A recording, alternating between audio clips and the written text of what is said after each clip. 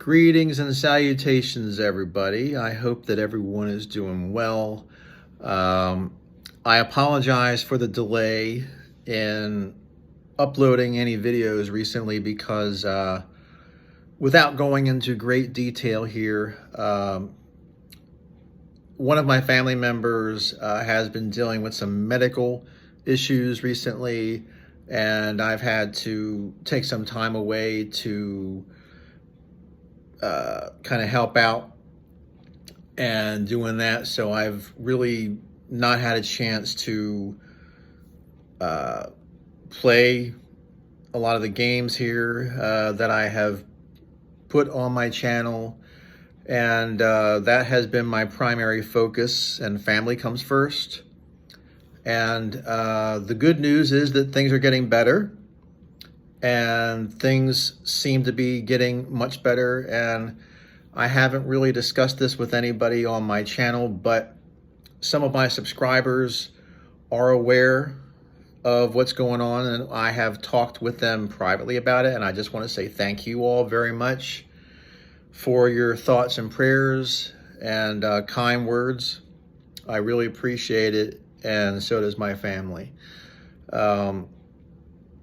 And I just wanted to say that I have, during the past couple of weeks, I have played a little bit on APBA. Since the last video that I had uploaded, I have played some APBA baseball and football. I played the baseball and the football game. And I actually went back to playing Diamond Mine too. I played Diamond Mine baseball, which I haven't done in 2 months. The last time I had played Diamond Mine was back in late May, around Memorial Day weekend. So I fired it up and said, I haven't played Diamond Mine in a while. So, but the reason why I haven't made any videos is that I have not been home. For this past week, I have been elsewhere, and I am back home today, and just trying to catch up and get back into the normal swing of things, and going back to work tomorrow. And I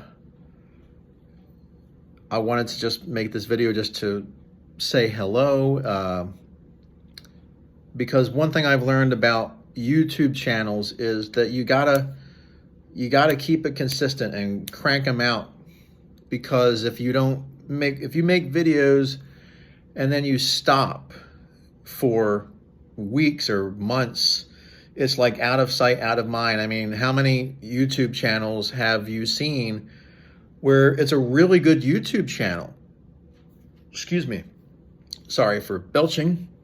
But how many YouTube channels have you seen where you might go and say, wow, this person, these people do some incredible stuff, but the last video was from like 7 years ago or 10 years ago, sometimes even 15 years ago, and you go, wow, what happened? Why did they stop making videos, And certainly when it comes to APBA and Strat and Action PC and Dynasty League and, you name it, pick a game.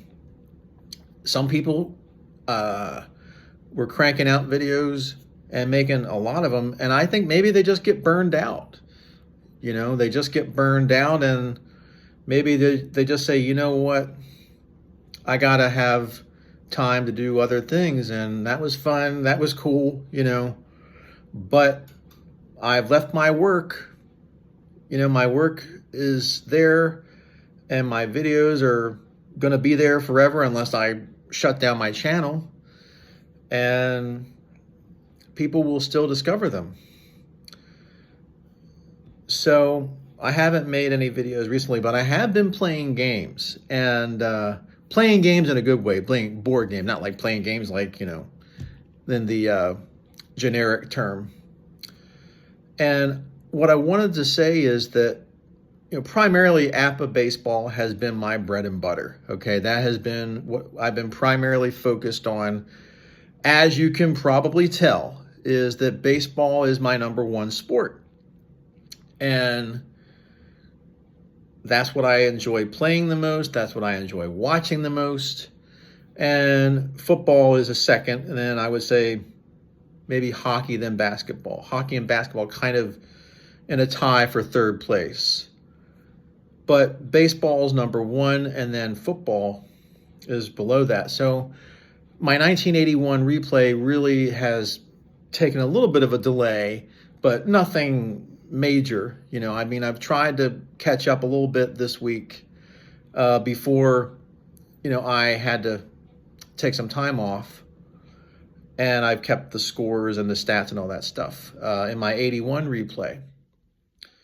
But I also started playing the APBA football. I said, I want to start over because I realized that some of the players that I have cards for were not on the right teams when they started the season. So I said, I'm just going to go ahead and start that over. And I did that. And one of the things I've learned with practicing APBA football, just like with the baseball game, is the more I practice, the more I play the game, I'm getting into a rhythm with it, And the football game is different from the baseball game, obviously. They're two different sports. But when I first started playing APBA football, it would take me about 3.5 hours to 4 hours to play a game. Then it started to be like maybe 3 hours to 3.5 hours. Now I've got it down to like maybe 2.5 hours to 3 hours, maybe 2.5 hours to 3 hours. That's not bad. And of course, that depends on what type of game you have. If you have a close game or a game that goes into overtime, it's going to change the timing. So it might run a little bit longer than 3 hours, which is standard for an NFL game. 2.5 hours to 3 hours. About 3 hours is standard. But if you have a game where it's a blowout, like the one I had between the Tampa Bay Buccaneers and the Minnesota Vikings, where Tampa Bay just ran over them and dominated, then it's going to go by a little bit quicker. And there's something else that I noticed too that I wanted to talk about here. And this applies to both the baseball and the football game. The baseball and the football games is, and I'm sure that you've came across this issue too, is when you're looking at a prospective series. Now in baseball, you have series. In football, you don't. You have a matchup every week or weekend, and then you have a different team the following week if there's not a bye week. In 1981, they didn't have any bye weeks. Where in baseball, you have a series, and you might look at a matchup and be like, oh, it's the 81 Red Sox versus the Angels. And you go, oh, okay. I know a lot of the players from there, and from that time period. They've got Jim Rice, Dwight Evans, Rod Carew, Freddie Lynn, Bobby Grich, and you have Dennis Eckersley, etc., just to mention a few.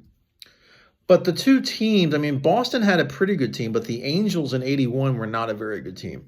So you look at the matchups and you might think, oh, this is going to be kind of a less than thrilling matchup to play. Well, it turns out I played that series over the weekend this morning when I got back in, and it was a great series. It really was a great series, and I was surprised, and I went, wow, this was better than I expected. And something else I noticed is how many Red Sox players would later play on the Angels and vice versa. I noticed that, and guys that had been with Boston that were now with California, Carney Lansford was with the Angels, and now he's on the Red Sox in 81. Mark Clear used to be with the Angels, and then he went to the Red Sox. Butch Hobson, I think there was a trade that was made between the two teams, just to mention but a few. And in the first game, the Angels had the lead, and this game was played at Anaheim Stadium, and Don Ossie was the starting pitcher, the closer for the Angels in 81. And sure enough, he gives up a home run that ties the game. And then Jerry Remy, God bless him, Rem Dog, drives in 2 on a single, and the Red Sox take the lead. And I'm sitting there going, The California Angels have a lead in the ninth inning and the Boston Red Sox come back. Where have we seen that before? This is, 81, not 86. But California, they had it, and they actually had a couple of chances here to take the series. They could have swept them. They won one game in extra innings. But my point here is that, never judge a book by its cover. Great advice, great advice. Where are my two fingers? Great advice. But also never judge a series because of the teams. Or a game, you might think, oh man, this is going to be boring. This is going to be an absolute a bummer that I'm not going to enjoy. I guess I got to play it. And then it turns out to be great. It turns out to be a really fun one to play. I got a series coming up in APA football between the Baltimore Colts, and the New England Patriots. This is for 81. Both of those teams finished 2-14. I have jokingly called this the toilet bowl because these two teams are, pretty bad. But you never know. I mean, this could turn out to be an epic matchup. They might have a great game, and I might say, wow, that was a lot of fun to play. These two teams aren't going to go anywhere, more than likely, but it was a fun game to play. And, playing APA football, I'm getting into the rhythm. I'm starting to really get used to it now. And I actually did two things with that just reminded me. I tried the Fletch system. And then I tried it. I said, you know what? I'm going to experiment here. I'm going to play the Vikings and the Buccaneers with the Fletch system and see how that works. I'm sorry. For those of you who use it, my hat's off to you. It didn't work for me. I just couldn't get it working. I just didn't like it. So I went back to the defense cards where you tabulate how many points the offense has versus the defense, and it's the +1, +2. You've seen them.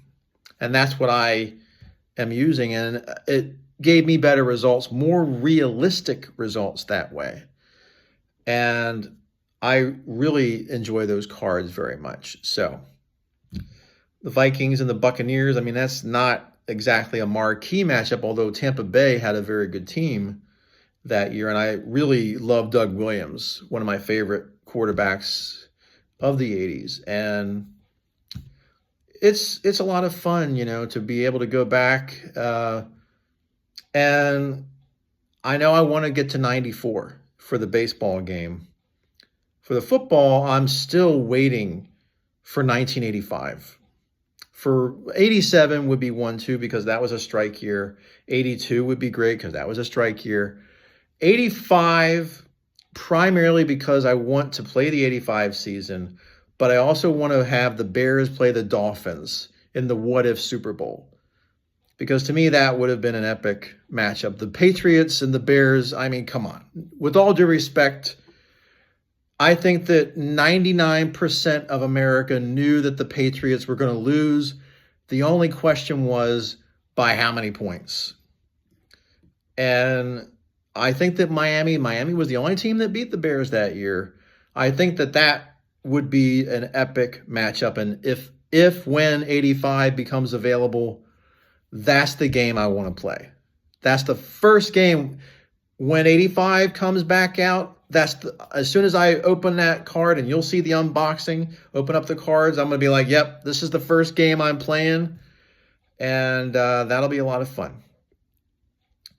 So right now, 81, I'm playing the games that got canceled because of the strike.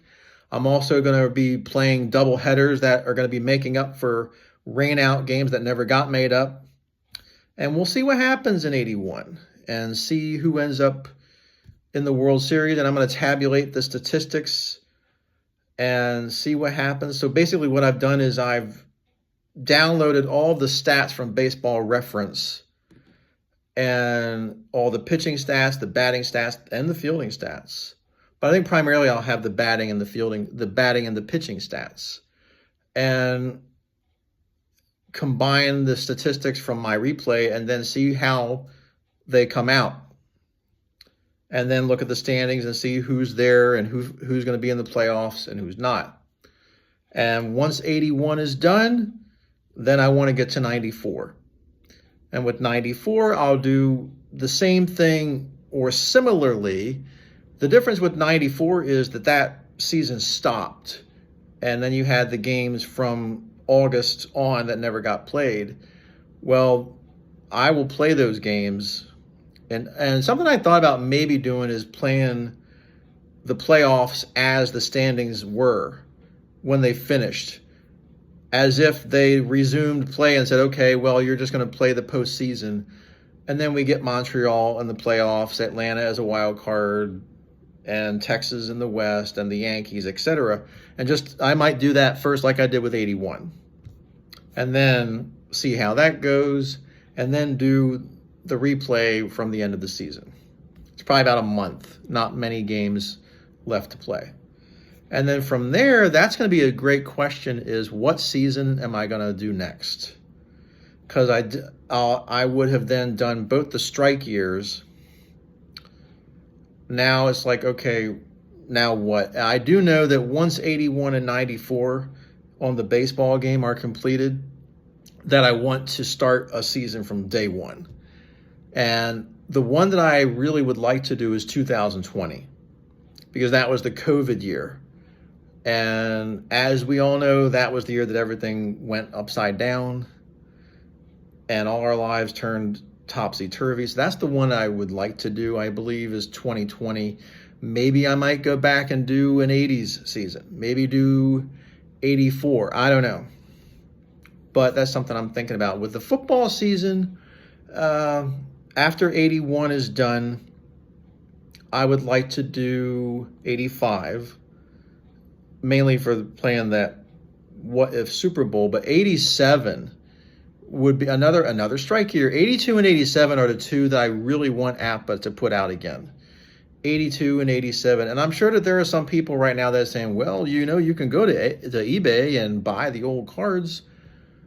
Yeah, I mean, I would prefer the newer cards, but that is certainly a possibility. And they're not cheap on eBay or on the site. The football game is much more expensive. Eventually, what I would like to do is to play the hockey game. APBA does not have a basketball game anymore. And I would like to, I'm a little bit trepidatious though about the hockey because I don't know as much. Just full disclosure here. I love hockey. I grew up watching it and enjoyed it, but as far as the rules, I am far from an expert. I know I could be brought up to speed by watching it and kind of studying it and learning it. You just kind of pick it up. You kind of pick this stuff up like it's like watching a television show. Like you can't watch it from season 2, but if you just catch it, you might catch up, and it might be a show that has been on for 10 years. But if you start from the beginning and you just kind of work your way up, then you can figure it out. Well, hockey's basically the same way, The game itself is not that difficult, but it's not that easy either, But you can learn the rules and go, okay, well, I know this goes there. The only thing about the hockey game, though, is that, with the cards is a little bit different because hockey moves at such a faster pace, like basketball. So that's the only thing. And I've always played hockey games on the PC games, the computer games. Haven't done a board game yet, so that's interesting there. I thought about getting the Strat hockey many years ago, never did. So that's basically what's been going on in my world. And as things go back to normal, and believe me, I know normal is often associated with boring, but right now, I welcome normal because I really want to get back into normal everyday life and doing the things that I normally would do. And I just want to say again, thank you to all who have subscribed and have watched my videos and left comments and likes, and I appreciate it. Thank you very much for the thoughts and prayers. I will promise to catch up very soon. Thank you, everybody. Have a great week.